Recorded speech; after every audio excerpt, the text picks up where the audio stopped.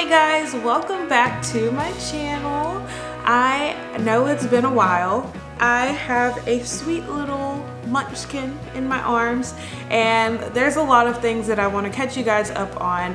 And the first thing I wanted to start off with, the kind of big thing I wanted to share with everyone, is my birth story. I just wanted to share my story. Let's get into my birth story.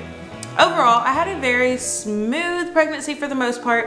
I did have some moments where I passed out a few times out and about doing things. I passed out on a plane at one point, but overall everything was fine. Once I finally slowed down, things kind of started being a little bit better and I stopped passing out. So that was really the only hurdle that I went through throughout pregnancy, but everything else very smooth, very easygoing pregnancy. I wanted to have a natural labor. I didn't want to be induced. I didn't want anything of that nature to happen. I just wanted it to be as natural as possible and at home in the comfort of my area that I know best and feel the most comfortable being in. I was overdue. I believe I was 40 weeks and a day or two, I want to say, and I went to see my midwife. She actually lives about 2 hours away from me. So I made the drive up to the town where she lives with my mom. We kind of put a plan in place to do the midwife's brew. It's basically like a mixture of castor oil and some other things to basically get labor going naturally. We had a plan in place to start that the following week, like right before my 41-week appointment. After that appointment, I want to say this was Thursday, October 24th. On that day, my mom was going to actually go back home. She just came to visit me so that she could come with me to that appointment, which I'm very grateful for. And she was about to go home that following day on Friday. Over that night, around 1 a.m. on Friday, October 25th, I started getting contractions. Like, I wasn't able to go back to sleep because I was like, wait a second, is this the beginning? Like, I knew something was different than just a regular cramp feeling to go to the restroom. And so started timing the contractions, and I knew that this was the start of it. By about 4 a.m. things were still pretty consistent. Contractions were spaced pretty far apart, so I knew that it wasn't going to be like a fast labor, but I knew that this was like the beginning of labor. We reached out to my midwife that morning. She immediately came over. With the drive being 2 hours, we wanted to just make sure like she was aware. I sent her a picture, a screenshot of like my contractions being timed on this app that I had on my phone, and she basically got here I think around 9 a.m. on Friday, October 25th. When she got here, she basically was like, you know, she checked me and she was basically saying that I am not far along enough and basically advised for me to rest, get some sleep. She advised for me to also take a Benadryl, and that way I would be able to get some rest and relax a little bit. I do remember going for a quick walk with my family before things kind of got a little bit more intense. I think we did this walk before my midwife showed up, if I'm not mistaken. We just walked around the front of my house, like nothing crazy, but just a little bit of thing. Like, you want to be moving in that early labor process to get baby in the best position and moving down. After waking up, I was so hungry. I remember being so hungry, and I know we had family, so super supportive family coming in and out and bringing food, but at this point, like, I was so hungry, but I couldn't keep anything down, and that was so disappointing because I was starving. I woke up around 5 or 6 p.m., maybe even 4, around the 4 to 6 in the evening time frame. And at that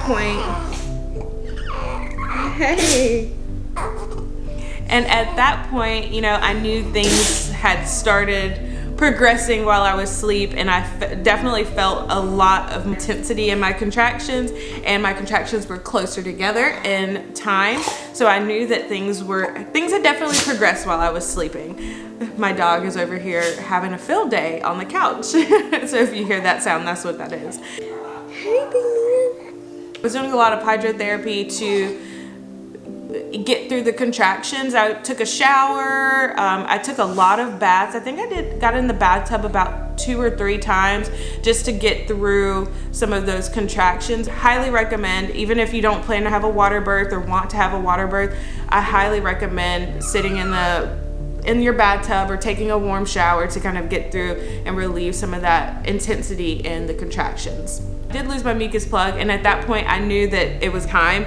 So luckily my husband already had our birth pool blown up, like aired up. I knew at that point it was time to fill it up with water. So my husband is over here trying to fill up the birth pool with water, and I'm saying, you know, it's about time. I feel like it's about time. And I would say this is probably around 8 o'clock. And we had already notified my midwife, I wanna say around 6:30 to 7. So she was already on the way. My midwife arrived at our house around 9 p.m. that night. And at that point, like, I knew I was ready to push. I remember saying something to my mom, and she's like, oh, I think she's ready to push. And I was like, yes, I'm ready to push. Is the pool ready? Everyone helped me get into the birth pool, and I started pushing in the pool. I remember the environment was so, like, exactly what I wanted. I will say I did have, like, the affirmation cards and the birthing comb and things of that nature, but I did not use any of it. Once I started pushing in the pool, in the birth pool, I knew, like, my midwife said, you know, first timers usually push at least an hour. So that's what I was expecting. But I pushed for a good 2 hours. We actually started playing spa music. That is one thing I know did happen. I actually did a whole birth playlist on my app or on my phone. Didn't think about, like, in the moment, none of that stuff was rolling through my brain. I'm just like, play anything at this point, anything that's gonna be relaxing. So we went with spa music. And it was actually wonderful. It kept me calm for the most part as I was breathing and pushing through each of these contractions. Actually ended up getting out of the birth pool because I was getting a little cold, and I felt like it was hindering me being able to push to my best ability because I was focused on how I was, like, shivering and being cold. So we got out of the birth pool. The whole time my husband was so supportive. After getting out of the pool, we tried some other positions. Final position that I got baby boy out on, I leaned forward and my husband was behind me, fully supporting my back. And once I got over on the side of the bed, baby boy came out. I remember feeling the biggest sense of relief that he was out. I was so happy. I couldn't believe that this had just happened right here in our bedroom and in our home, and that he is out and his eyes were open. He was so handsome. I was so happy to see my baby boy and hold him. And immediately we did skin to skin. My midwife caught him and because, like I said, my husband was behind me, supporting me from behind, and my midwife caught him and immediately put him to my chest, and we immediately bonded and breastfed. Within a minute after my baby boy coming out, my placenta came out. My placenta was delivered with no problems, and I just remember from this moment, like, holding him in my chest, looking up and seeing my mom in the bedroom saying, oh my gosh, I can't believe I just did this.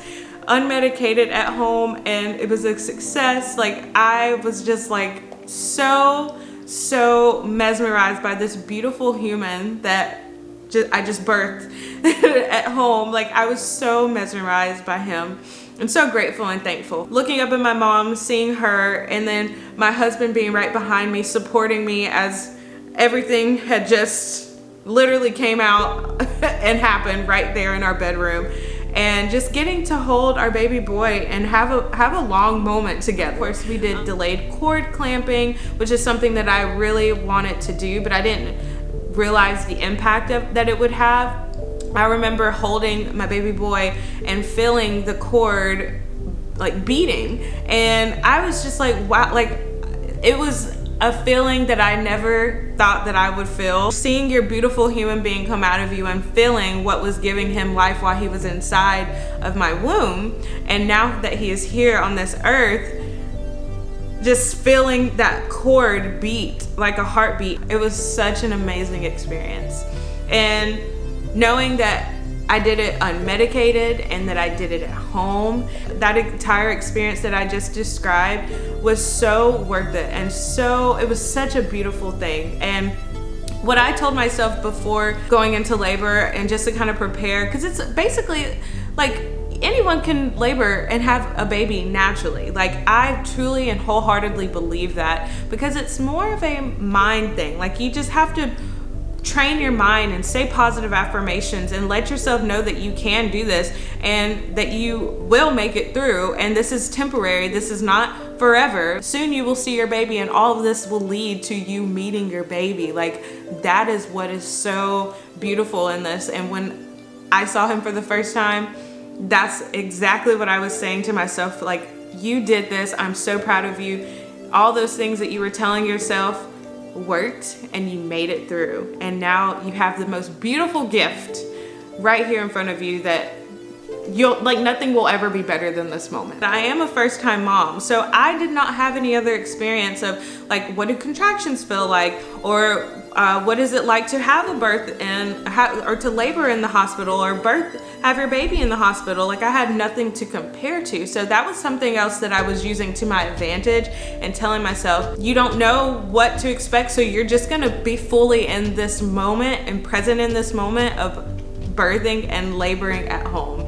And that's what I did. So after giving birth to our baby boy, we immediately got in the bed and just had so many snuggles with him. After things kind of settled in, we had a little quick visit with our midwife. It was just awesome just being like laying in the bed with him. Just to sum up my unmedicated home birth, I would say that it was absolutely the best experience of my life. If I were to get pregnant again and have more kids, I definitely would want to plan to have another home birth. And that's, of course, if everything is looking good. Like, that's one of the things we monitor throughout the pregnancy to make sure that we are able to have a home birth.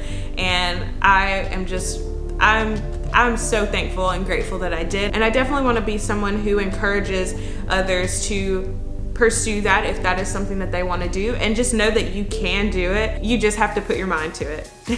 Don't forget to subscribe to my channel before you leave, and I can't wait to see you guys in the next video. Bye.